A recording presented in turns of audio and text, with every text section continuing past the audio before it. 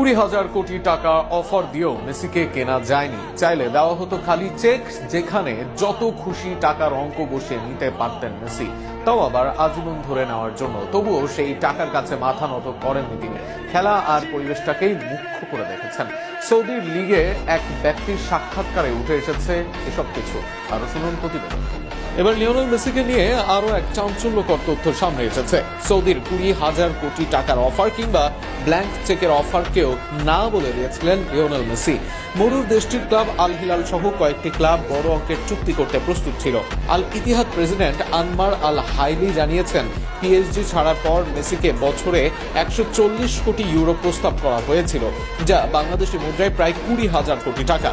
আল highly বলেন, টাকা কোনো সমস্যা ছিল না। যদি মেসি আল ইতিহাদে যোগদানের জন্য রাজি হতেন, আমরা তাকে এমন চুক্তি দিতাম যেখানে তিনি চাইলে যে কোনো সময়কাল এবং যে কোনো পরিমাণ অর্থ নিতে পারতেন, এমনকি আজীবনও।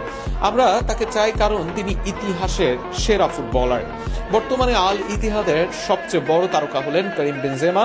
তবে হাইলি স্পষ্ট করে বলেছেন, মেসি এখনো তাদের শীর্ষ পছন্দ। সৌদি প্রস্তাব গ্রহণ করলে মেসি বিশ্বের সর্বোচ্চ বেতনভোগীর তালিকা